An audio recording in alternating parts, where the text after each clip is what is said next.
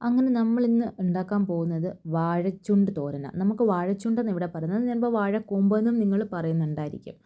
പല സ്ഥലങ്ങളിൽ അങ്ങനെ പറഞ്ഞ് കേട്ടിട്ടുണ്ട്. ആദ്യം നമ്മളിതൊന്ന് അരിഞ്ഞിട്ട് ഇങ്ങനെ കയ്യിൽ ഇങ്ങനെ ഒന്ന് ചെയ്ത് കൊടുക്കണം. അപ്പോൾ അതിലെ ആ ഒരു ചെറിയ നൂല് പോർഷൻസ് ഉണ്ട്, നൂല് പോലെ ഉള്ള പോർഷൻസ് അതങ്ങ് മാറിക്കിട്ടും. അപ്പോൾ അങ്ങനെ അരിഞ്ഞ് വെക്കുക. അതുപോലെ തന്നെ നമ്മുടെ ഈ വാഴ ഈ ഈ പൂവില്ലേ, ആ പൂവ് നമുക്ക് തോരൻ ഇതിനകത്തിടാനും സെപ്പറേറ്റ് തോരൻ വെക്കാനും നല്ലൊരു സാധനം കേട്ടോ. അത് ഞാൻ സെപ്പറേറ്റ് കാണിച്ചു തരാം. അപ്പം നമ്മൾ ആദ്യം ഒരു പാൻ വെച്ചു, പാനിൽ എണ്ണ ഒഴിച്ചു, എണ്ണയ്ക്കകത്ത് കുറച്ച് കടുകിട്ടു, ഇച്ചിരി അരി ഇട്ട് കൊടുത്തു. അരി ഒന്ന് ഫ്രൈ ആയി കഴിയുമ്പം നമ്മൾ കറിവേപ്പില ഇട്ട് കൊടുത്തു. കറിവേപ്പില ഇട്ടിട്ട് നമ്മൾ അരിഞ്ഞ് വെച്ചേക്കുന്ന നമ്മുടെ വാഴച്ചുണ്ട് ഇട്ട് കൊടുത്തു.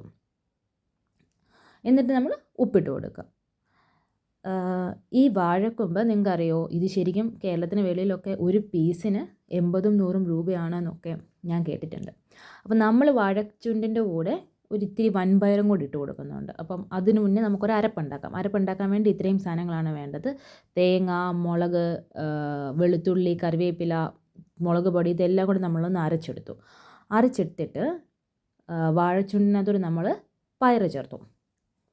വേവിച്ച് വെച്ചിരിക്കുന്ന പയറായിട്ടോ അത്. ആദ്യം നമ്മൾ പയറൊന്ന് വേവിച്ച് വെക്കണം. ആ പയർ എന്നിട്ട് ഈ ചുണ്ടിലോട്ട് ചേർക്കുക. എന്നിട്ട് നമ്മുടെ അരപ്പും കൂടെ ചേർത്ത് കൊടുക്കുക. അരപ്പും കൂടെ ചേർത്ത് നന്നായിട്ടൊന്ന് ഇളക്കി നമുക്കൊന്ന് അടച്ചു വെക്കണം.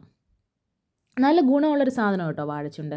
അത് നമ്മൾ ഒരുപാട് വേസ്റ്റാക്കി കളയുന്നൊരു സാധനമായിരിക്കും, പക്ഷേ അത് നമുക്ക് കഴിക്കാൻ പറ്റുവാണെങ്കിൽ ഒരുപാട് ഗുണമുള്ളൊരു സാധനമാണ്, നല്ല ടേസ്റ്റുമാണ്. അപ്പോൾ നമ്മൾ വെച്ചു. നമ്മുടെ ചുണ്ട് തോരൻ റെഡി ആയിട്ടുണ്ട്. എല്ലാവരും ട്രൈ